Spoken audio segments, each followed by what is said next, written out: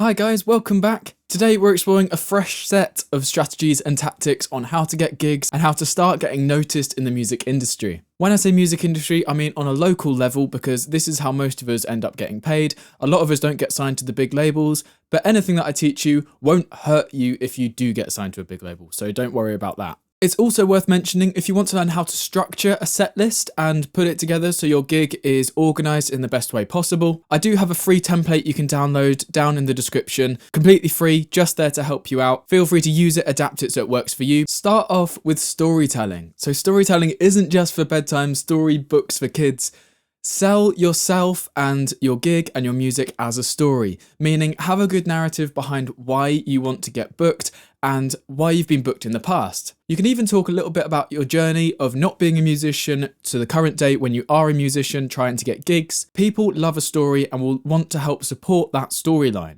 Also, there might be a little bit of ego involved in it and people might want to be involved in your story as you tell it. Now, I know this sounds a bit cheesy, a bit corny, but it's well worth trying, especially if you're struggling to get gigs. If you tried ordinarily just asking for gigs and playing at open mic nights and you're still not getting booked, try putting it in the narrative of a story and you might see a lot more success than you have been getting previously. Be open and try collaborations. Being a solo musician myself, I try and steer away from doing sort of joint projects with other musicians, meaning playing gigs with other musicians. However, I'm always collaborating with other musicians and other artists, other singers, other guitarists, other drummers, other bassists, other instrumentalists in general, to write the best songs possible and record songs. Collaboration is a great way to get booked for gigs if you struggle to get them booked as a solo. This is because they have a whole other contact list to you, and you can both use that to your advantage because you've suddenly doubled your reach and doubled your possibilities of getting gigs. There's obviously always the caveat of if you're not a very good singer, but they are, you're a really good guitar player, but they aren't,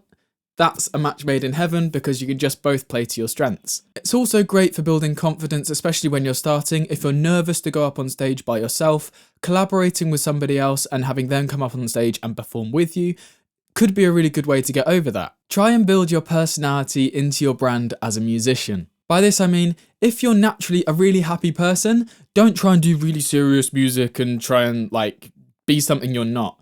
Always be the person that you naturally are. This is who everyone will naturally gravitate to, even if you think, oh, nobody will like me, why would anyone listen to me?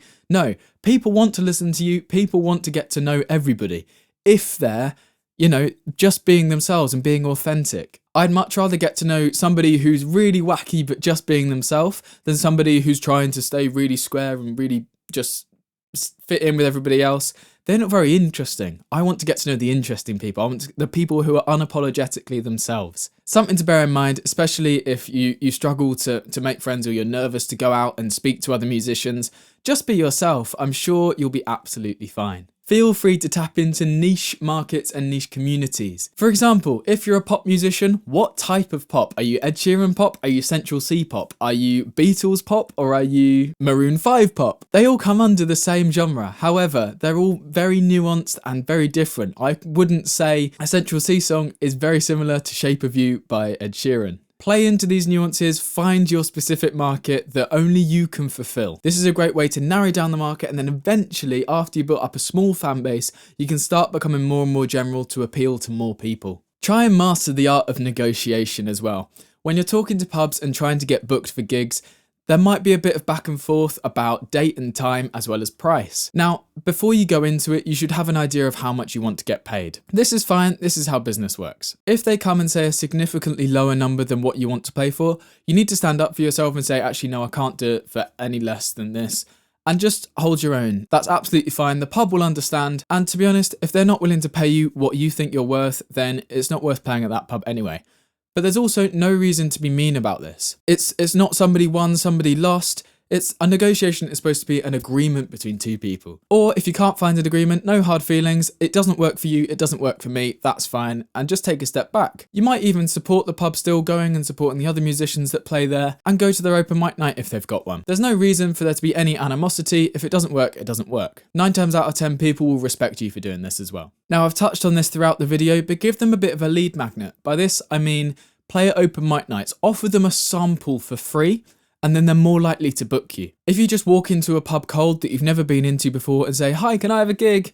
The likelihood of them saying outright yes straight away is very, very low. What evidence do they have that you're any good? Why should they even book you? Why should they even give you the time of day? Giving them a little sample for free, like if you do walk into a pub that you've never been into before, have your guitar in the car ready to go, just so you can say, well, if you like, I can play a quick sample now. And maybe that'll help you get booked, or at least push it over the line. And there you have it, a few more tips to help you get booked in pubs or just any venue you like, really, as well as expand your reach to more and more fans and potential clients of yours. Don't forget, there's the free setlist checklist down below in the description.